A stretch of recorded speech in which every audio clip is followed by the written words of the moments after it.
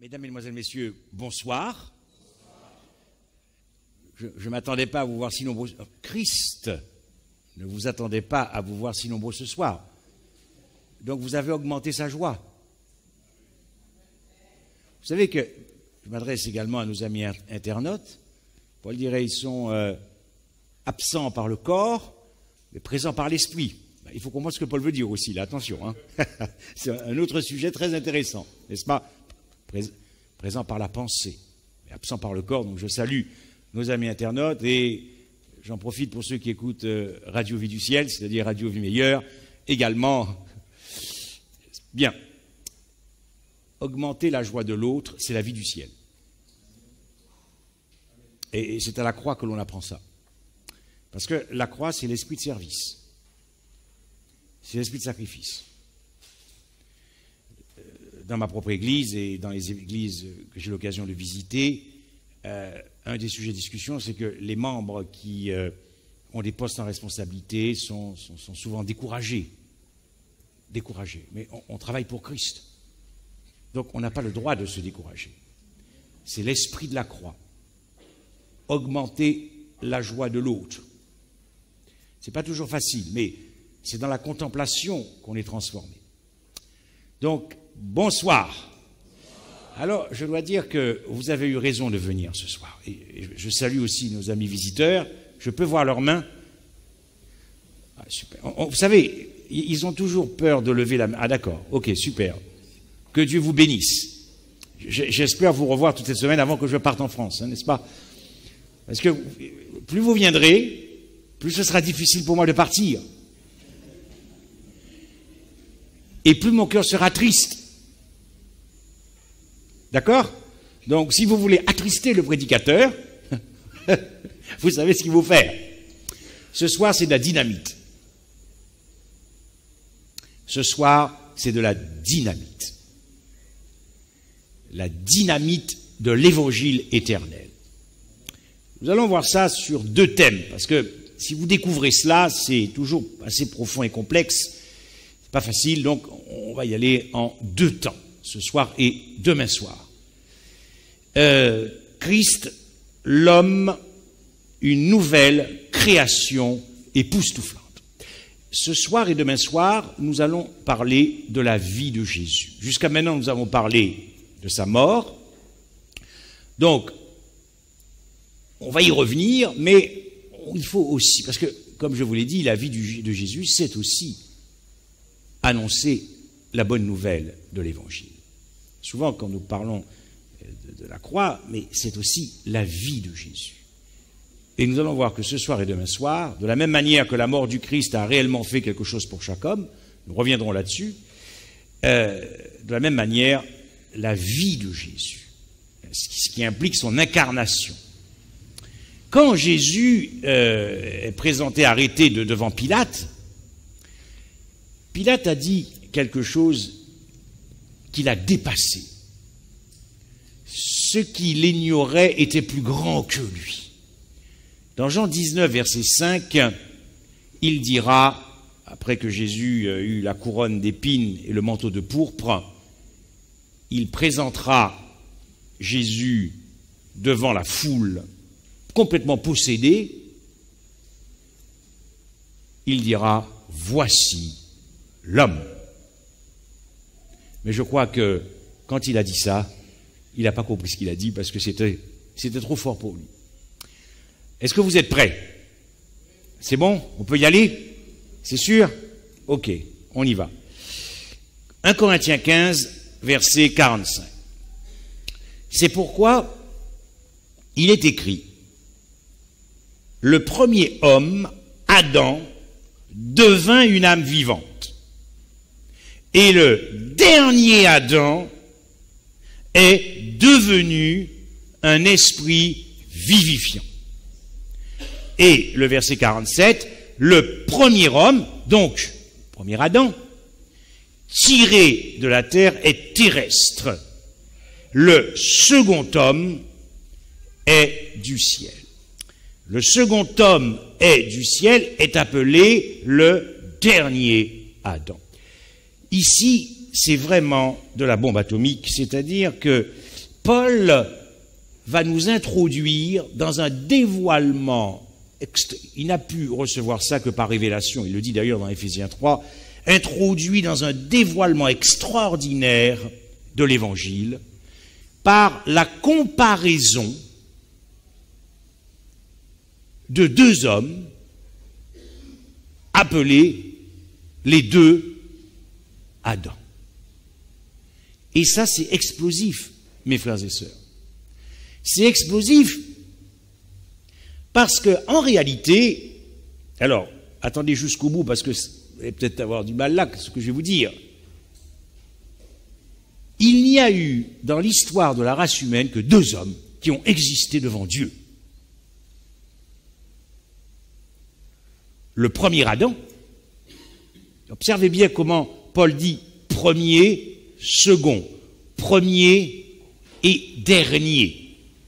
Parce que en hébreu, si vous regardez la signification du mot Adam, signifie humanité.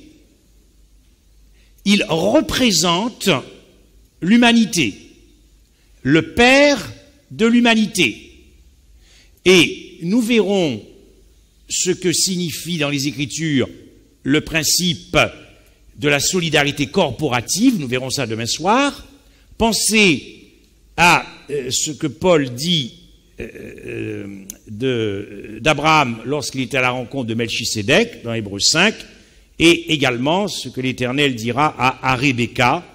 On va voir ça demain pour appuyer bibliquement ce concept qui est très connu. Les Juifs ont très bien compris ça, le principe de la solidarité corporative. C'est-à-dire que lorsque Dieu crée le premier Adam, il crée tous les hommes dans le premier Adam. Ils étaient inclus dans les reins du premier Adam. Voilà pourquoi il n'y a eu que deux hommes qui ont vécu. Ici, cette comparaison, puisque Paul nous introduit dans une comparaison que nous allons approfondir demain dans Romains 5. Cette comparaison, ce parallèle entre les deux Adams, cette typologie entre les deux Adams, cette connexion, ce lien entre les deux Adams, sur quoi cette typologie, type, antitype, sur quoi se fonde cette typologie? Est-ce sur la justice du premier Adam? Non, il l'a perdu en Éden. Est-ce sur le péché du second Adam? Non, il n'a jamais péché. Alors, sur quoi est bâtie cette typologie? Est-ce que ce serait, par exemple, par rapport à leur humanité? Non, car lorsque Dieu créa Adam, il créa Adam dans une nature parfaite. Mais lorsque Christ s'incarna, il prit sur lui une nature qui n'était pas la sienne, une nature qui lui était étrangère, il prit sur lui la nature d'Adam le transgresseur. Selon d'ailleurs ce qui est écrit, car Dieu a condamné le péché dans la chair, en envoyant à cause du péché son Fils dans une chair, dans la similitude de la chair du péché. Cela ne pouvait pas être la nature d'Adam lorsqu'il avait été créé. Il n'avait pas été créé dans une chair semblable à celle du péché. Alors nous allons voir petit à petit sur quoi se fonde ce parallèle entre ces deux hommes. Mais il n'y en a eu que deux devant Dieu. Ce texte nous apprend donc que ces deux Adams, représentant la race humaine, ont existé. Et au travers de cette existence, la question est de savoir qu'est-ce que le premier Adam a, quelles sont les œuvres que le premier Adam a léguées à la race humaine, et nous en sommes les victimes. Qu'est-ce que le second Adam, en tant que représentant de la race humaine, qu'est-ce qu'il va léguer à la race humaine? Quelles sont les œuvres que le second Adam va léguer à la race humaine? Et la question qui se pose après est de savoir lequel des deux Adams a marqué plus profondément l'histoire de la race humaine. Vous me suivez ou pas? Bien, on continue. Dans ces deux versets, nous comprenons ici que la race adamique, c'est-à-dire cette race qui a été créée en Éden, n'était pas la dernière race créée par Christ. Car dans cette race adamique, Adam est tiré de la terre. Mais on nous dit qu'il y a un second homme, et il vient du ciel. Un mystère, n'est-ce pas? Est-ce qu'il a été conçu d'abord dans le ciel avant d'être incorporé dans Marie ou pas? Je n'en sais rien. On nous dit que le second homme vient du ciel. Mais celui qui vient du ciel, il appartient à la race divine, parce qu'il est Dieu. Donc la dernière race, à cause de ce plan de rédemption qui avait été prévu de toute éternité, la dernière race qui est créée dans l'univers et qui a ébloui les êtres célestes, c'est la race divino-humaine. C'est ça le second Adam. La race divino-humaine.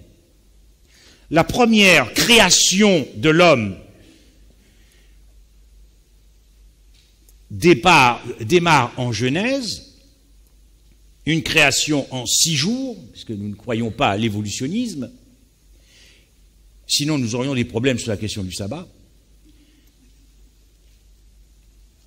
Et le summum de cette création, au 6e jour, c'est la création de l'homme.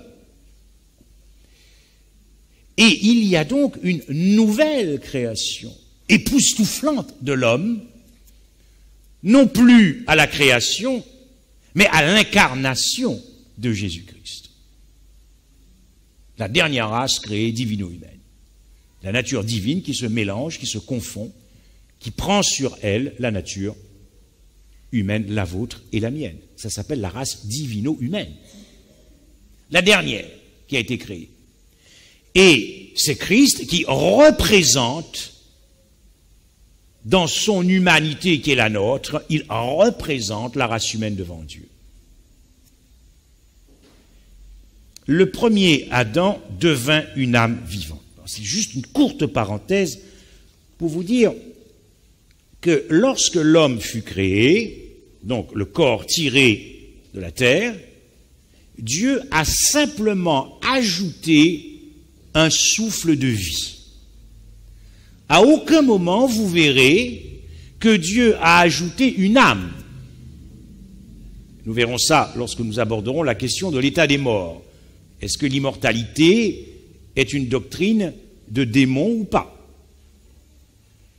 Autrement dit, l'âme, Paul définit l'âme comme étant le corps naturel ayant la vie en puissance. C'est pour ça que Paul dit que le premier homme devint une âme. Il n'a pas une âme, il est, du verbe être, EST, il est une âme. Voilà. Dans Éphésiens 2, verset 10, Paul nous dit « Car nous sommes son ouvrage, ayant été créés en Jésus-Christ. » Le premier Adam a été créé par Jésus-Christ. Mais l'humanité du premier Adam était séparée anthropologiquement ou ontologiquement de la divinité dans sa nature. Mais Paul ici va nous dire quelque chose d'explosif. Pour bien montrer ce concept de la solidarité corporative, de la même manière que nous étions tous dans le premier Adam, Dieu nous a tous mis dans le second Adam, ayant été créés en Jésus-Christ. Et c'est là où ça commence à devenir de la dynamite. Parce que Dieu, c'est le fameux « où es-tu » de Genèse. Dieu va non seulement venir à la rencontre de l'homme, mais il va fusionner, mélanger avec l'humanité dans l'homme nouveau, Jésus-Christ. Nouvelle création époustouflante. Nous avions perdu dans le premier Adam notre identité originelle, puisque nous avions été créés à l'image de Dieu, et ce n'est pas que nous avons, à cause du péché, été créés à l'image de Satan, mais disons que nous ne reflétions plus le caractère de Dieu. Donc nous avions perdu notre identité originelle. Et Jésus, dans son incarnation, le second homme, devant l'univers, va restaurer et réparer ce déshonneur qui t'a été fait en Éden. Ce déshonneur. Laver notre honte, laver notre déshonneur, laver notre malheur, laver notre nudité, laver notre néant, laver notre misère. Car puisque la divinité, quand même, pénètre notre humanité, c'est que forcément, il n'y a eu que du bon dans cette affaire-là. Le péché a pénétré la première humanité d'Adam, mais c'est la divinité qui pénètre le second Adam, Jésus-Christ, homme. De sorte que, en Jésus-Christ, la race humaine devant Dieu retrouve son identité originelle. Nous avons été de nouveau créés en Jésus-Christ à l'image de Dieu. Ce que nous avions déjà perdu en Éden, dès que Adam et Ève ont péché, a été lavé, réparé dans le second Adam, représentant de la race humaine. Paul nous dit dans 2 Corinthiens 5, verset 17, « Si quelqu'un est en Christ », le concept de la solidarité corporative. Je sais que souvent nous avons des commentateurs qui vous disent que ce sont ceux qui ont cru en Christ par la foi qui sont en Christ. Le concept paulien en Christ est un concept qui est en rapport avec le concept de la solidarité corporative. Nous étions en lui dans sa mort, sinon nous n'avons pas compris le baptême. Nous étions en lui dans son ensevelissement. Nous étions en lui quand il est ressuscité. Nous sommes ressuscités en lui avec lui. Et nous sommes assis en lui dans les lieux célestes. Concept de la solidarité corporative. Donc, si quelqu'un est en Christ, et nous y étions tous, croyants comme incroyants, dans le second Adam qui représente tous les hommes, la race humaine. Il est donc une nouvelle créature. Il y a ici 3 applications à faire dans ce texte. Une application à la résurrection du Christ, un accomplissement à la résurrection du Christ, puisque nous serons dans une nature glorifiée. Nous étions en Christ, dans une nature glorifiée. Un accomplissement lorsqu'il reviendra, puisque nous serons là, j'allais dire, en expérience dans cette humanité glorifiée. Nous pouvons dire aussi qu'il y a un accomplissement dans l'expérience de la nouvelle naissance. Mais il y a un accomplissement à l'incarnation, lorsque Christ se présente devant son Père comme étant le second Adam, c'est-à-dire le représentant de la race humaine. Qu'est-ce que ça veut dire que les choses sont devenues nouvelles? En plus, on nous dit toutes choses, absolument tout. Qu'est-ce que ça veut dire, toutes choses? Surtout que les choses anciennes, donc toutes choses anciennes, sont passées. Jésus-Christ, en tant que second homme, représentant de la race humaine, écoutez bien ceci, car ce n'est que de la pure bonne nouvelle, a réécrit en lui ton histoire. Jésus-Christ, en lui, a réécrit ta vie. Le premier Adam avait écrit notre histoire, notre destin, notre destinée en péchant. Nous étions dans les reins du premier Adam. Il n'y a pas de culpabilité originelle par rapport au péché originel, nous n'y croyons pas à cela, mais nous étions dans les reins et impliqués, la race humaine en Adam, dans le péché du premier Adam. Mais Jésus-Christ, et donc c'est une créature qui a écrit ton histoire et ta vie. Mais Dieu a toujours le dernier mot parce qu'il t'aime. Et donc, cette fois-ci, c'est Dieu qui réécrit ta vie. C'est Dieu qui réécrit ton histoire en Jésus-Christ. C'est Dieu qui réécrit ton destin. C'est extraordinaire, ça. Autrement dit, ta vie a déjà été vécue en Jésus-Christ. Il faut vraiment comprendre ça. Ta vie, celle qui te qualifie pour le ciel, elle a déjà été vécue en Jésus-Christ. De la même manière que nous avons vu que puisqu'un seul est mort, donc, sont morts, ce qui signifie que la mort du Christ a accompli notre propre mort, puisque nous étions en lui et avec lui. Que Jésus m'a vu personnellement mourir dans la mort du Christ, j'y ai cru, je m'identifie, je me suis baptisé.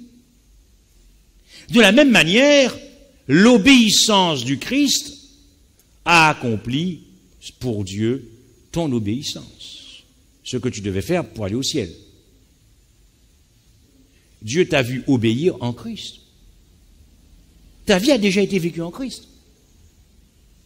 Autrement dit, si on te pose la question, quelles sont tes origines? C'est Christ. Quelle est ton identité? C'est Christ. Quelle est ton histoire? C'est Christ. Voilà ce que Paul veut dire quand toutes choses sont devenues nouvelles. Mais la bonne nouvelle est encore meilleure que ça. Et pour cela, nous verrons ça demain soir plus profondément, mais observez bien ce que Paul dit. Cependant, la mort a régné depuis Adam jusqu'à Moïse, même sur ceux qui n'avaient pas péché par une transgression semblable à celle d'Adam, lequel, le premier, est la figure de celui qui devait venir. La figure, l'ombre de celui qui devait venir, l'image de celui qui devait venir, le type de celui qui devait venir. Pour comprendre cette typologie, nous, en tant qu'adventistes du 7e jour, nous pouvons comprendre cela en prenant l'exemple de la typologie du sanctuaire. Le terrestre, qui a été montré en modèle, en copie à Moïse, dans le désert, parce qu'il y avait un original dans le ciel. Donc, le type, c'était le terrestre, mais l'original, le vrai, est le sanctuaire céleste. Il est l'antitype, bien que cet antitype ait existé, l'original, bien avant le terrestre. Le terrestre, c'est fini. Il a été remplacé par le céleste. N'est-ce pas? Eh bien, c'est la même chose dans cette typologie entre les deux Adams. Non seulement Jésus-Christ réécrit la vie de la race humaine en lui, mais sa vie va remplacer, annuler, effacer la vie du premier Adam, parce qu'il est le second. Et le dernier, il n'y a plus besoin de troisième. Vous savez ce que je veux dire? Le second et le dernier. C'est ça le sens le plus profond de la typologie. Mais non seulement, puisque Christ, dans sa vie, écrase, efface, c'est comme si, avec une gomme, il effaçait toute notre vie pécheresse dans le premier Adam. C'est ce qu'elle veut dire. C'est un verset, sans doute que nous connaissons le mieux, mais dont nous n'avons pas compris les profondeurs, en tout cas pour la première partie du verset, quand Dieu dit qu'il a tant aimé le monde qu'il a donné. On ne s'arrête pas sur la première. Il a donné tout, il a tout donné. Et quand il a donné, il ne s'est pas donné pour reprendre. Il a réellement fait dans la vie du Christ. Il donne la vie du Christ au monde. Il ne donne pas que sa mort, il donne tout. Quand on reçoit tout du Christ, on reçoit tout. On reçoit son identité, on reçoit sa pureté, on reçoit son caractère, on reçoit sa dignité. C'est ce qu'on appelle des vêtements blancs. dans les Écritures. Donc, avec une gomme, il efface cette vie adamique qui a plongé dans le péché en Éden. Il la remplace par sa propre vie. Il annule la première vie. Mais il va aussi, parce qu'il a annulé la première vie adamique, pécheresse, parce qu'il la remplace, parce qu'il l'efface, il va donc devoir l'engloutir et l'ensevelir et l'abolir dans le tombeau. Voilà pourquoi il y a des vérités glorieuses dans l'ensevelissement. Car Paul dit que l'ensevelissement fait partie de l'évangile éternel. Annoncer au monde, à toute nation, toute tribu, l'évangile éternel, sans parler de l'ensevelissement, nous passons à côté de la mission que Christ nous a donnée dans le message des 3 anges. Voici ce que Paul dit à propos de l'évangile éternel. Je vous ai enseigné avant tout, comme je l'avais aussi reçu, que Christ est mort pour nos péchés, donc là il définit ce qu'est techniquement l'évangile selon les Écritures, qu'il a été enseveli. Je me suis toujours posé la question, qu'il a ressuscité, parce que c'est vrai que lorsque nous considérons l'histoire de la rédemption, c'est la mort et la résurrection. Mais Paul dit que l'évangile, c'est plus merveilleux que ça. Il y a des choses que Christ a accomplies dans son incarnation, dans sa vie, c'est ce que nous voyons ce soir, mais aussi dans son ensevelissement. Donc quand vous lisez un texte comme ça, il ne faut pas passer dessus. Il faut se dire, mais qu'est-ce que Paul veut dire quand l'évangile, c'est aussi l'ensevelissement du Christ? Car Paul instruisait dans ses voyages missionnaires et dans les synagogues. Il instruisait uniquement sur l'évangile et donc il parlait de l'ensevelissement du Christ et de la résurrection du Christ. Mais nous l'avons déjà vu. Cette vie adamique, elle est remplacée et elle va être engloutie, ensevelie dans le tombeau pour l'éternité. Et nous l'avons vu déjà, je pense, hier, j'en ai déjà parlé. La vie victorieuse de Satan dans l'homme, le premier Adam, a été ensevelie dans le tombeau. Les œuvres du diable, humanité déchue, péché, pécheur, ce sont les œuvres du premier Adam qu'il a léguées à la race humaine. Et Jésus efface tout ça par ses propres œuvres, et il va ensevelir les œuvres du diable, c'est-à-dire qui étaient en nous et qui se sont retrouvées en lui dans l'ensevelissement. Il est donc descendu dans le séjour des morts pour accomplir pour toi ce que tu devais faire pour aller au ciel.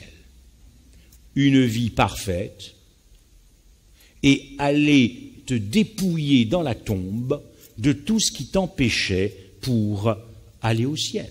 Nature pécheresse, péché et notre statut de pécheur. Voilà pourquoi un texte que je voulais vous lire, parce que je ne l'ai pas mis, mais qui est quand même pas mal, c'est dans Hébreux 2, verset 14, voilà pourquoi il dit « Ainsi donc, puisque les enfants participent au sang et à la chair, il y a également participé lui-même, afin que par la mort, il anéantit celui qui a la puissance de la mort, c'est-à-dire le diable. » J'ai beaucoup travaillé sur ce texte, parce que je me suis dit, mais c'est pas la résurrection qu'on détruit la mort. C'est pas la résurrection qu'on anéantit. Non, c'est par la mort. Parce que dans la mort, il engloutit les œuvres du diable. Autrement dit, même lorsque Christ est mort, et quand je dis qu'il est mort, c'est-à-dire qu'il ne sait plus ce qui se passe, il est mort, hein, eh bien, il est encore plus puissant que Satan vivant. Oh, monsieur. Waouh! Non, mais quel Dieu vous sert? Ça, les mathématiques ne peuvent pas expliquer ça, mon frère. Donc, je pense que je n'aurai pas de questions. Je te dis tout de suite, hein, les physiciens, les machins, ils ne peuvent pas expliquer ça. Les mathématiciens, les astronautes, tout ce que tu veux, c'est pas possible, parce que Christ, dans la tombe, est plus fort que Satan. Il dépouille Satan, puisque tous ces sujets de son royaume ont disparu. Il n'y a plus de pécheurs. Il a effacé notre vie adamique dans sa vie, et il va l'engloutir dans la tombe. Extraordinaire. Voilà pourquoi Jésus dira à Jean-Baptiste, « Laisse faire maintenant, car il est convenable que nous accomplissions ainsi tout ce qui est juste. » Jean-Baptiste ne comprenait pas tout. Même lorsque, poussé par la puissance de l'Esprit, il dira « Voici l'agneau qui ôte le péché du monde. » Il ne comprenait pas forcément tout ce que l'Esprit lui disait de dire, ou inspiré par l'Esprit. Puisque même, vous savez qu'à un moment dans la prison, il a fini par douter aussi à un moment donné. Mais il s'est ressaisi. Et Jean ne lui résista plus. Et alors, Jean, voilà, alors c'est là. Afin que s'accomplisse ce qui est juste, dans certaines versions, nous avons, afin que nous accomplissions toute justice. Parce que l'ensevelissement de Jésus-Christ dans les rives du Jourdain était déjà un premier accomplissement de cet ensevelissement et de cette abolition de la vie adamique dans les eaux du Jourdain. Voilà pourquoi j'ai dit hier au culte que lorsque Adam a écrit notre histoire en mangeant du fruit, le second Adam va réécrire ton histoire en te baptisant. C'est fort, ça, c'est l'évangile.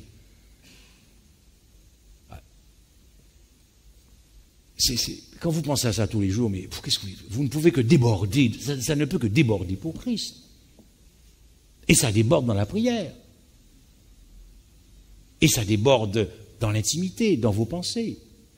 Donc, lorsque le premier Adam écrit ton histoire en désobéissant, le second Adam descend du ciel pour réécrire ton histoire et se repentir pour toi et pour ton compte. Vous comprenez? Pour toi et pour ton compte en tant que représentant, puisque lui, à titre personnel, il n'a pas besoin de repentance. Lorsque le premier Adam a écrit ton histoire et qu'il s'est rebellé en Éden, le second Adam va réécrire ton histoire et il va se convertir pour toi.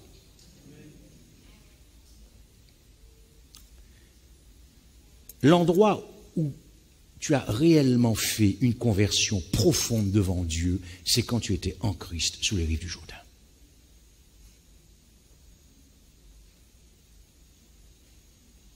Parce que ça, en Christ, c'est une conversion parfaite. Quand Adam a écrit ton histoire et qu'il va mourir spirituellement, Jésus va réécrire ton histoire et te faire naître en nouveauté de vie. C'est le baptême d'eau et d'esprit. Et le Saint-Esprit descendit sur... Mais on parle de toi en Christ. C'est le don de Dieu. Tout ce que Christ fit, tu le fis en lui. Voilà comment Jésus, dans sa... Et observez bien que c'est dès le commencement de son ministère qu'il est en train de dire à Satan, je vais effacer toute la vie qui a été écrite par le premier Adam à cause de toi. Je vais l'effacer. Donc, règlement de compte dans le désert. Vous vous êtes jamais posé la question, comment se fait-il que le Saint-Esprit envoie Christ dans le désert pour être tenté? Vous êtes jamais... Pourquoi? Après ce qui s'est passé, le ciel s'ouvrit, celui-ci est mon fils bien-aimé, il parle de toi, en qui j'ai mis toute mon affection, on parle de toi, c'est Dieu qui parle pour toi, là, en Christ. Et puis, boum, le texte nous dit comme ça, sans explication, le Saint-Esprit poussa Christ dans le désert pour être tenté, et sans explication, on nous apprend que Christ se met à jeûner pendant 40 jours. Il faut essayer de comprendre. Règlement de compte, parce que Satan n'était pas déterminé à laisser Christ réécrire l'histoire et remplacer, effacer, abolir et annuler les œuvres du diable par les œuvres du Christ. Car Satan pensait que ses œuvres au travers d'Adam le transgresseur allaient impacter la race humaine de manière définitive et irrévocable. Mais voilà que notre super-héros descend du ciel. Les jeunes, je voulais m'adresser aux jeunes, qui regardent n'importe quoi à la télé, des super-héros. Mais écoutez, si vous voulez voir du fantastique, vous avez des Bibles maintenant qui coûtent 1 euro. Vous n'avez plus besoin d'aller au cinéma. Vous n'avez plus besoin de vous abonner à Canal+ avec toutes ces chaînes que vous avez. Si vous voulez vraiment voir du fantastique, étudiez l'Évangile. C'est gratuit. Vous voyez, c'est extraordinaire. C'est extraordinaire. Voilà pourquoi Paul dira, nous qui étions morts spirituellement par nos offenses, il nous a rendus à la vie avec Christ, incarnation, baptême, vie de Jésus, en pure grâce. C'est le don de Dieu pour chaque homme. Parce que Dieu, dans son plan, avait bien décidé que les œuvres du second Adam, le dernier homme donc, allaient impacter la race humaine plus profondément que les œuvres du premier Adam. Pensez-vous réellement que les œuvres du premier Adam ont impacté plus profondément la race humaine que les œuvres de Jésus-Christ? Non. Non. Colossiens 2:11, et c'est en lui que vous avez été... Vous voyez toujours le concept, en lui, le concept paulien qui traverse toutes ces épîtres. En lui, avec lui, par lui. Vous avez été circoncis d'une circoncision que la main n'a pas faite, mais de la circoncision de Christ qui consiste dans le dépouillement du corps de la chair. Paul le dit autrement, en lui, toujours en Christ, et ça c'était quelque chose qui avait été prévu de toute éternité, avant la fondation du monde, pour que nous soyons saints et irrépréhensibles devant lui. C'est-à-dire que il y a quelque chose que nous aurons du mal à comprendre, et moi-même, c'est que la seule histoire, la seule bande passante que Dieu voit, c'est la vie de Jésus-Christ qui a remplacé la vie du premier Adam. Quand Paul dit dans Colossiens 1:28, afin de présenter tout homme, il ne parle pas que des croyants, là, hein, de présenter tout homme parfait en... C'est ça. Jésus est descendu pour accomplir ce qui avait été décidé de toute éternité entre le Père, le Fils et le Saint-Esprit, de faire en sorte que la race humaine n'a jamais péché en Christ. C'est cette histoire-là qui compte. C'est ton histoire. À condition que tu y crois. Car nous verrons que quand tu as compris ta position, tu y crois, mais y croire va te pousser à faire quelque chose. Y croire. Donc,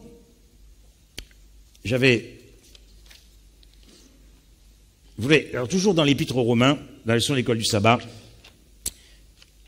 il n'y a pas si longtemps que nous avons étudié ça, c'était en 2017, octobre, novembre, décembre. Bon, je rappelle pour nos amis visiteurs que quand nous commençons le culte le sabbat matin, nous commençons d'abord par nous retrouver sur des petits bancs comme ça, et où nous partageons ensemble sur 2 ou 3 bancs, 4 bancs, avec un moniteur. Nous parlons d'un thème biblique trimestriel. Et il est dit dans la leçon de l'école du sabbat, Adam, par la chute d'un seul homme, Adam, toute l'humanité, s'est retrouvée confrontée à la condamnation, à l'aliénation et à la mort.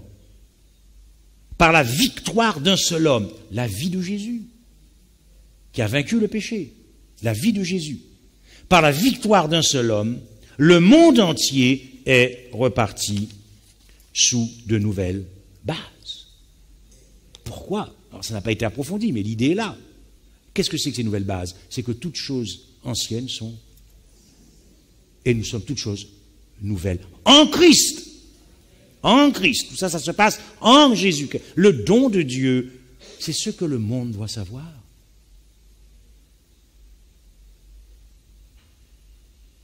Et dans la revue Priorité d'août 2000, pour ceux que ça intéresse, je vous dirai après, voici ce qui est dit, c'est un article sur Jésus, le nouvel Adam. Adam était le représentant de la famille humaine. En lui, nous avons tous péché. Le principe de la solidarité corporative. Alors c'est vrai que nous étions impliqués en lui, mais nous n'avions pas le choix. De la même manière, Christ a pris ses responsabilités. Nous n'avions pas le choix d'être impliqués dans la vie d'obéissance du Christ. Mais comme Jésus n'impose rien à personne, après c'est une question, j'y crois ou j'y crois pas. Parce que tu peux demeurer, si tu rejettes Christ, tu peux demeurer et tu seras trouvé dans ta position du premier Adam. Mais si tu crois, tu passes du premier Adam au second Adam, et le baptême en est ici un symbole puissant. Car tu as cru, tu t'identifies par la foi à la vie de Jésus et à sa mort. Donc tu dis, puisque j'y crois, eh bien j'obéis à ce à quoi je crois, je vais donc ensevelir ma vie dans le premier Adam, dans les eaux du baptême, puisque je crois qu'elle a été remplacée et effacée par la vie du second Adam. Et ainsi tu confortes ta position dans le second Adam. C'est pour ça qu'il n'y a que 2 hommes qui ont existé. Quand Jésus revient, soit il trouve les méchants, il trouvera les méchants dans le premier Adam, les incrédules, et il trouvera ceux qui ont été justifiés par la foi, maintenus dans leur position dans le second Adam. Vous comprenez? Adam était le représentant de la famille humaine. En lui, nous avons tous péché. Nous n'avons pas reçu sa culpabilité, mais nous assumons tout simplement la nôtre. Si nous avons été à sa place, nous aurions fait la même chose. Alors ça, il faut travailler ça parce que je ne suis pas tout à fait convaincu de ça, mais bon. Nous mourrons tous en Adam parce que nous péchons tous en lui. Son échec a fait de nous une race pécheresse. C'est alors qu'est apparue la personne merveilleuse de Jésus. L'Écriture déclare, le premier homme, Adam, devint un être vivant, mais le dernier Adam est l'Esprit qui donne la vie, c'est-à-dire qu'il communique la vie, car il est la vie, il est Dieu. Adam avait tout détruit et Christ a tout reconstruit dans sa vie. Voilà pourquoi Paul dit que, et si vous êtes, et comme vous étiez en Christ, le si, en grec aussi, et comme vous étiez en Christ, la race humaine, le second Adam, représentant de tous les hommes, Jésus ne t'a jamais vu pécher en Christ. Ton histoire a été réécrite. Et nous verrons que l'expérience de la justification par la foi consiste à revivre ce que tu as déjà vécu en Christ. Voilà pourquoi on parle de sanctification. Si tu crois que tu as mené une vie parfaite en Christ et que tu veux t'identifier par la foi à la vie de Jésus, tu ne vas quand même pas transgresser la loi de Dieu. Alors tu ne crois pas du tout et tu n'as pas compris ta position en Christ. Avant de croire, il faut comprendre sa position en Christ pour savoir à quoi je crois. Je crois en ce que je suis en Christ et je crois en ce que j'ai en Christ. Donc j'obéis à l'Évangile. Je ne parle pas de la loi, là, je parle de l'Évangile, dont parle Paul, l'obéissance de la foi. Quand parle Paul de l'obéissance de la foi, il parle de l'obéissance à l'Évangile. Pourquoi Dieu vient détruire ceux qui désobéissent à l'Évangile dans Thessaloniciens? C'est parce qu'ils ont rejeté leur position en Christ. Ils ont préféré la mort. Donc, ils ont été trouvés dans la position du premier Adam, puisqu'ils ont rejeté. Ils ne croyaient pas que la vie de Jésus était leur vie. Ils n'ont jamais cru que la mort du Christ était leur mort. Donc Dieu dit, dont acte, puisque tu rejettes ta position en Christ, tu retourneras poussière dans ta position du premier Adam. Et c'est ainsi que les méchants seront perdus. Ils seront perdus non pas parce qu'ils sont pécheurs, mais ils n'ont pas cru en leur position. Et ils n'en ont pas tiré conséquence de cela dans l'expérience de leur vie. Désormais, pour Dieu, non seulement notre histoire n'est plus celle de la race adamique, mais ce qui est extraordinaire, c'est que Dieu, alors cette fois-ci je parle du Père, va se reconnaître dans la vie de son Fils, va revendiquer la vie de son Fils comme étant sa propre vie. Puisqu'il nous dira, croyez que je suis dans le Père est en moi, croyez du moins à cause de ses œuvres. L'œuvre du Père qui était accomplie dans le Fils, c'était de réécrire ta vie, ton histoire et ta destinée, parce qu'il t'aime.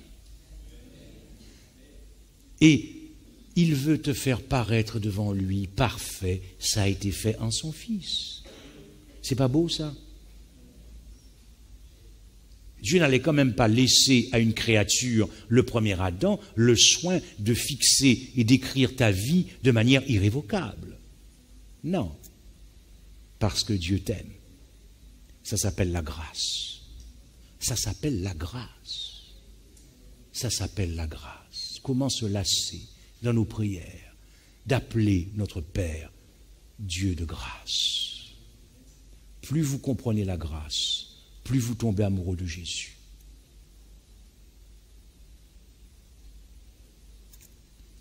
Il dira dans Jean 10, 37, « Si je ne fais pas les œuvres de mon Père, ne croyez pas. Mais si je les fais, quand même vous ne me croyez pas, croyez à ses œuvres, afin que vous sachiez et reconnaissiez que le Père est en moi et que je suis dans le Père. » Le Père était dans le Fils, réconciliant le monde avec lui-même, parce qu'il était en train de réécrire dans la vie de Jésus la vie de chaque homme. Voilà pourquoi on parle de la réconciliation du monde. À ce stade ici de l'histoire de l'Évangile, on ne parle pas des croyants, on dit de la réconciliation du monde. Parce que nous avons vu qu'après avoir réécrit la vie du monde, réécrit la destinée de chaque homme, réécrit le destin de chaque homme, il a englouti tout cela, il a aboli tout cela dans l'ensevelissement. C'est pour ça aussi que Christ deviendra rébellion à la croix et que le jugement de ce monde était venu. Donc tout ça a été englouti. Donc pour Dieu, maintenant, les choses sont claires. Pour Dieu, dans la vie de son Fils, c'est le second Adam. Il a écrasé le premier Adam. C'est terminé. C'est ainsi que Dieu, quand Jésus dit « Je suis le sauveur du monde », il faut quand même qu'on finisse par le croire qu'il a sauvé le monde. Il dit « Je suis le sauveur du monde ». Il l'a sauvé ou il ne l'a pas sauvé? Il l'a sauvé. Sinon, les œuvres du premier Adam sont supérieures aux œuvres du second Adam. Car les œuvres du premier Adam ont atteint chaque homme. Donc il faut bien que les œuvres du second Adam atteignent aussi chaque homme pour qu'elles soient infiniment supérieures aux œuvres du premier Adam. Et lorsque Dieu, s'approprie, revendique la vie de son Fils comme étant la propre vie, cela s'appelle, dans l'Évangile, cela s'appelle la justice de Dieu. Car je n'ai point de l'Évangile, c'est une puissance de Dieu pour le salut de quiconque croit, du juif premièrement, puis du grec, parce qu'en Christ, en lui est révélée la justice de Dieu. Dans l'esprit de Paul, la justice de Dieu, c'est cette vie de Jésus qui est l'œuvre de Dieu accomplie en son Fils, réconciliant le monde, en effaçant, en abolissant notre vie adamique pécheresse à cause du premier Adam. Cette appropriation de cette vie, Dieu revendique cette vie, ça s'appelle aussi la gloire de l'Évangile, ça s'appelle la gloire de Dieu. Voilà comment l'Écriture appelle cela. Justice de Dieu. Maintenant, vous n'avez pas remarqué quelque chose? Chaque évangile, Matthieu, Marc, Luc et Jean, commence par cette nouvelle création époustouflante en Christ. Tout ce que je viens de vous dire est contenu souvent dans les versets introductifs dans les évangiles. Au commencement était la parole était avec Dieu, et la parole était Dieu. Il faut comprendre pourquoi Jean commence comme ça. Donc, au commencement, là, nous sommes convoqués à la création, en Genèse, et ensuite, Jean nous dira, et la parole a été faite. Recommencement de l'homme en Christ. Recommencement de l'histoire en Christ. Prenez Marc. Commencement de l'évangile de Jésus-Christ. Mais nous avons vu que l'évangile, c'est l'incarnation, la vie de Jésus, sa mort, etc. Commencement. Un recommencement de la création de la race humaine en Jésus-Christ. Donc, tout comme Jean, qui fait allusion à un commencement, Marc fera aussi allusion à un commencement. Prenez l'évangile de Matthieu, généalogie de Jésus-Christ, fils de David et fils d'Abraham. Lorsque Matthieu utilise le mot généalogie, il établit un parallèle entre à mon sens, entre la généalogie de la création dans le livre de la Genèse, parce que lorsque vous lisez « Voici les origines des cieux, de la terre quand il fut créé », l'hébreu dit « généalogie de la création ». Généalogie de la création, généalogie de la seconde création en Jésus-Christ, l'homme. Et Luc commence également par la généalogie. Jésus avait environ 30 ans, fils de Joseph, fils de Seth, fils d'Adam, fils de Dieu. En Genèse 5, c'est la première généalogie que nous avons, la généalogie d'Adam, mais c'est intéressant. Parce que la première généalogie qui introduit les Écritures en Genèse 5, c'est une généalogie d'Adam le transgresseur. C'est pour ça que dans cette généalogie, on ne dit pas qu'il fils de Dieu, comme ici pour Christ. Mais la recréation de l'homme en Christ, seconde généalogie de Jésus-Christ, ça va fils de Dieu, race divino-humaine. C'est incroyable, cette bonne nouvelle de l'Évangile. Et alors, Satan pensait qu'il n'y avait véritablement absolument rien de bon pour l'homme après son péché.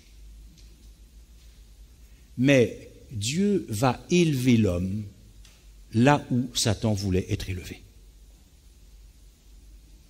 Car le premier homme, en tout cas son humanité, elle a été créée hors du Christ. Mais l'humanité du second Adam, elle est en Christ. Nous avons été créés en Jésus-Christ. Dans la première création, l'homme vient de la terre. Il est donc au-dessous. Mais le second homme vient du ciel. Donc notre position en Christ est infiniment supérieure à notre position que nous avions dans le premier Adam, même avant la chute du premier Adam. Maintenant, écoutez ça. Quand Jésus dit « Tu es poussière, et tu retourneras poussière ». Alors, ça, c'est un verset très intéressant pour expliquer qu'il n'y a pas d'immortalité de l'âme. Mais tu retournes d'où tu viens. Tu retournes d'où tu viens. Tu as été tiré de la terre, donc tu retournes. Mais notre histoire, elle a été réécrite dans le second Adam. Mais le second homme, il vient d'où? Donc il retourne. Amen. Et nous en lui. Waouh! Ah, c'est trop fort ce truc-là. Voilà pourquoi ta position en Christ est du béton. N'est-ce pas? C'est du béton, mes frères et sœurs. Et pourquoi nous ne sommes pas heureux? Dites-moi, c'est parler, nous qu'à parler maintenant. Qu'est-ce qu'il vous faut de plus pour être heureux? Qu'est-ce qu'il nous faut de plus pour être joyeux, épanoui, qu'on ne voit pas comme si on tirait une charrette à roues carrées? Qu'est-ce qu'il nous faut, mes frères et sœurs? Quand tu as compris ta position en Christ, tu veux mettre le paquet pour Christ dans ta vie. Il n'y a pas d'autre choix. Quand tu as compris ça, quand le cœur a compris cette grâce. Parce que si Dieu s'approprie la vie de son Fils et considère que c'est la sienne, si Christ s'approprie la vie et considère la sienne et que c'est la tienne, tu as vécu la vie de Dieu. Waouh! Eh bien, si ça ne te donne pas la joie, nous sommes en problème. N'est-ce pas? Voilà pourquoi il est dit la vie éternelle, c'est qu'ils te connaissent. La joie, c'est de connaître Dieu. Le bonheur, c'est de connaître Dieu. Puisque nous voulons vivre avec lui pour l'éternité. Alors vous allez me dire, mais tout ça c'est bien. Mais je ne comprends pas. Le prédicateur est en train de me dire que notre position maintenant est dans la dernière race, la race divino-humaine. Mais je ne comprends pas. Je suis toujours dans la... je suis toujours dans la première. Je ne comprends pas. Je suis sûr que certains se sont posés cette question, oui ou non? Oui. Si vous n'êtes pas posé cette question, c'est qu'il faut que je refasse le message demain soir. Alors. Oui. Parce que nous héritons des œuvres du premier Adam léguant à la race humaine notre vie de péché par la loi de l'hérédité. Mais notre position dans le second Adam, c'est par grâce, c'est un don. C'est par grâce, c'est un don. Voilà pourquoi la justification par la foi est au cœur de l'évangile éternel. Parce que Dieu a fait un don à tout homme. Satan a ruiné tous les hommes par l'obéissance d'un seul. Christ prend ses responsabilités et sauve tous les hommes en lui. Mais cela ne signifie pas, malheureusement, et ce n'est pas la faute de Dieu, il a fait tout ce qu'il fallait. Tous ont péché, mais tous ne seront pas perdus. Tous ont été justifiés et sauvés par la vie de Jésus, mais malheureusement, tous n'expérimenteront pas le ciel, ni en profiteront. Pourquoi? Parce que par incrédulité, ils n'ont jamais ni compris, ni voulu comprendre leur position en Christ. Donc, ils n'y ont pas cru. Mais quand tu y crois, par la foi, dans l'expérience de la justification par la foi, qu'est-ce qui se passe? Christ va t'imputer ce qui est à toi. Ne disons pas que nous recevons la justice imputée du Christ, cette vie parfaite du Christ. Nous sommes couverts. D'ailleurs, voilà pourquoi Paul dit, et à revêtir l'homme nouveau. L'homme nouveau, c'est Christ.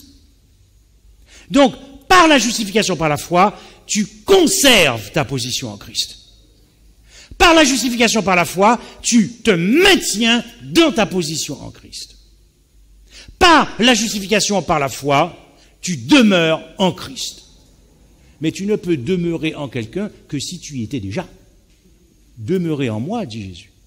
Tu ne peux pas demeurer si tu n'as pas déjà été en lui. Demeurer, reste-y. Ça veut dire reste en moi. Achète de moi, achète de moi. C'est ce que ça veut dire. Achète de moi ce que tu as déjà en moi. Il dira dans Colossiens 3,10, ayant revêtu l'homme nouveau. Donc celui qui a compris sa position en Christ et qui croit à sa position en Christ va obéir à l'évangile.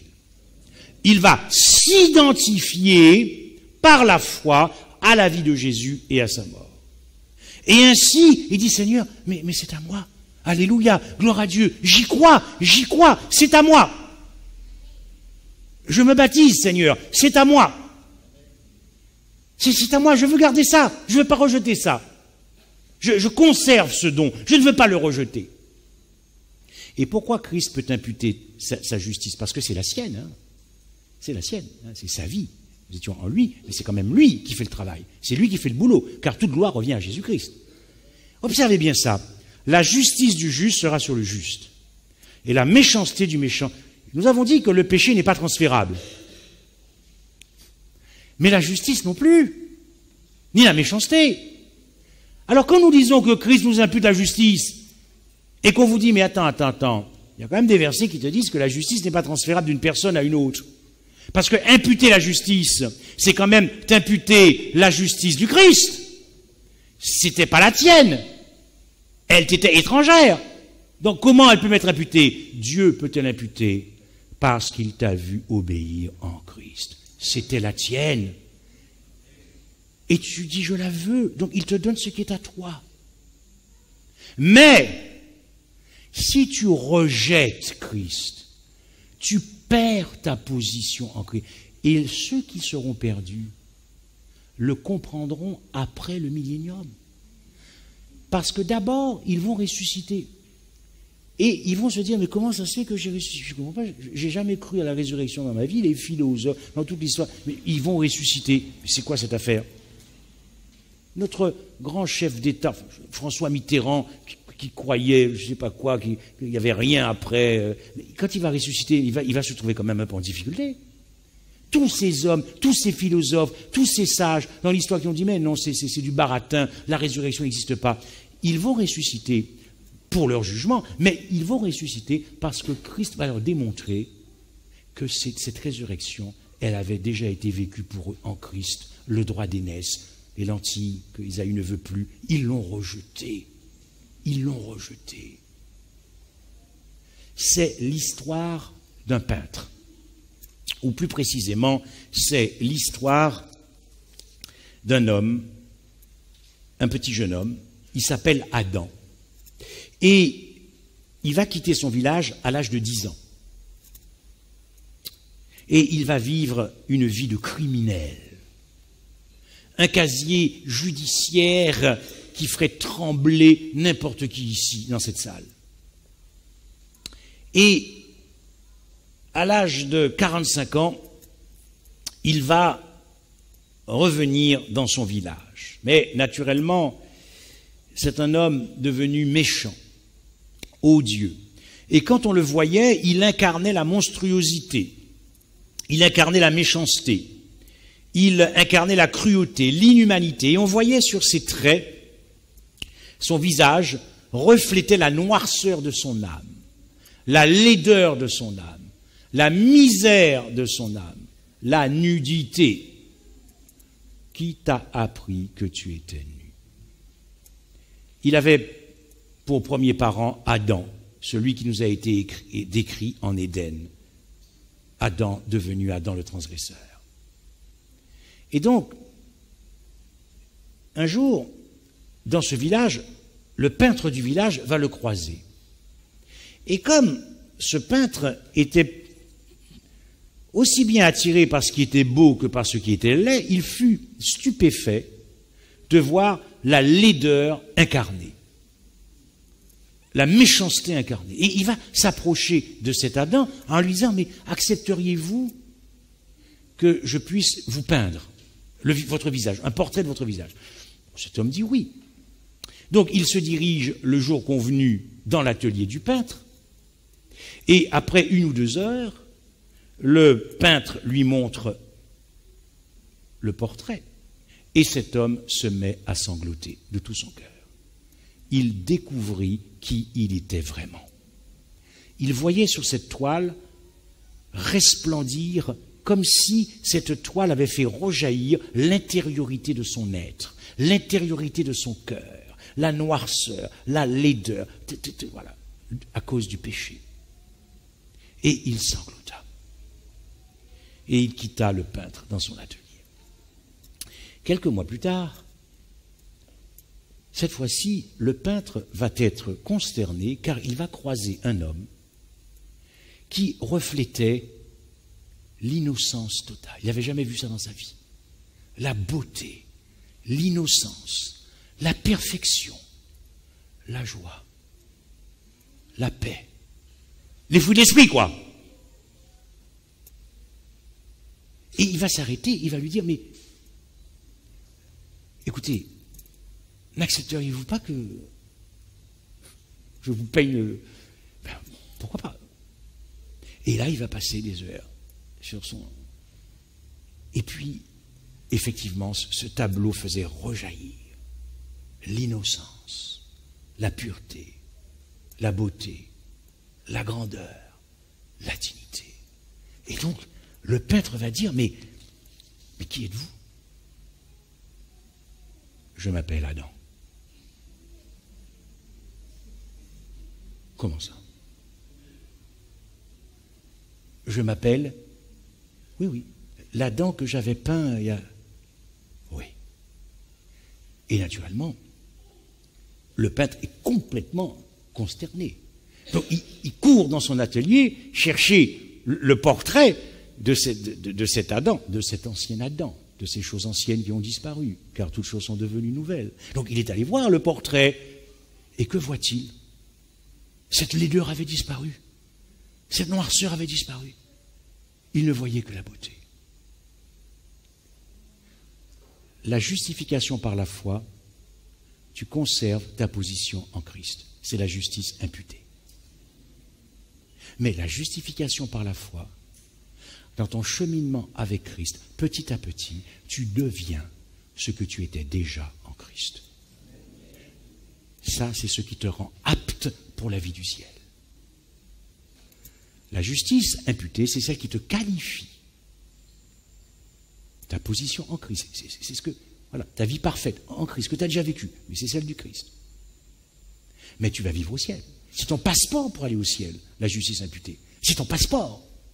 Mais si j'ai mon permis de conduire, grâce à toi, Jean, mais que je n'ai pas la voiture, à quoi ça me sert? À pas grand-chose. Bien. Donc, la justice imputée me qualifie, mais la justice impartie me rend apte à vivre la vie du ciel. Voilà pourquoi Dieu viendra rechercher ceux qui ont appris à vivre la vie du ciel. Mais dans la vie du ciel, il n'y a pas de querelle. Il faut combien de personnes ici pour se quereller? Vous êtes sûr? On peut arriver tout seul dans l'histoire. Mais bon, allez, on va essayer de moins mauvais que nous le sommes. Il faut combien de personnes? 2. Dites-moi, il y a combien d'habitants dans l'univers, dans les lieux célestes habités? Des milliards! Ça se dispute? Ça se querelle? Il y a de l'animosité? Non, la vie du ciel. Tu veux aller au ciel. Donc la justification par la foi, et c'est l'œuvre du Saint-Esprit, va t'amener petit à petit dans ton cheminement à devenir ce que tu étais déjà en Christ. Chers amis auditeurs, vous avez été habillés de tout en Christ, avant même que tu ne le connaisses. Dieu avait les regards sur toi depuis que tu es né, avant même que tu le connaisses. Il t'avait habillé de la justice de son Fils. Maintenant, ce soir, tu as compris ta position. Et là, je m'adresse solennellement à nos amis. Vous ne pourrez jamais dire à Dieu que je ne savais pas ces choses. C'est fini. Vous avez compris votre position. J'espère quand même que vous êtes heureux d'être venus. Parce que c'est que de la joie. Dieu te voit parfait. Aucun défaut, aucun péché, absolument rien. Il ne voit que dignité. C'est comme sur ce tableau, tout est parfait. Il ne voit plus ta laideur, il ne voit plus ta noirceur. Quand il te regarde, c'est son Fils qu'il voit. Il ne distingue plus. Mais, si tu crois, alors Dieu attend de toi que tu prennes position. Dieu désire de tout son cœur que tu gardes cette position en Christ. Et il serait fou pour toi qu'après avoir été habillé de Jésus, tu souhaites être déshabillé de Jésus et être habillé du premier Adam. Fais le bon choix et choisis la vie. Amen.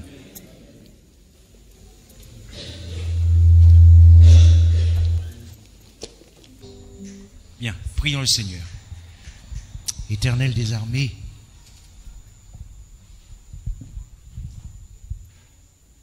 tu nous as fait une promesse. Tu as dit que tu mettras ton amour dans nos cœurs. Éternel, les temps sont solennels. Nous ne savons plus encore dans combien de temps cette bonne nouvelle de l'Évangile sera prêchée, car nous serons tous surpris, les saints comme ceux qui ont rejeté la bonne nouvelle. Je veux, Seigneur, te prier instamment pour ton peuple, afin que ton peuple renoue cette relation amoureuse avec toi, en apprenant à te connaître. Brise, ô Dieu, le voile que l'ennemi veut absolument mettre devant nos yeux, pour que nous ne puissions pas contempler la bonne nouvelle de l'Évangile. Éternel, viens à notre secours, car nous sommes lents à croire de nos cœurs. Je veux spécialement te prier pour nos amis visiteurs, ceux qui viennent depuis la semaine dernière, ou ceux qui ont pris le train en marche. Au nom de Jésus-Christ, chasse les mauvais anges. Au nom de Jésus-Christ, chasse les démons qui voudraient influencer tes enfants à prendre position pour toi. Oui, Seigneur, envoie tes anges, chasse les mauvais anges, ces mauvais anges qui font un travail de mort et de destruction pour entraver le travail du cœur, ou pour que tes enfants ne prennent pas position pour toi. Seigneur, j'ai l'assurance que tu travailles déjà leur cœur. Permets qu'ils comprennent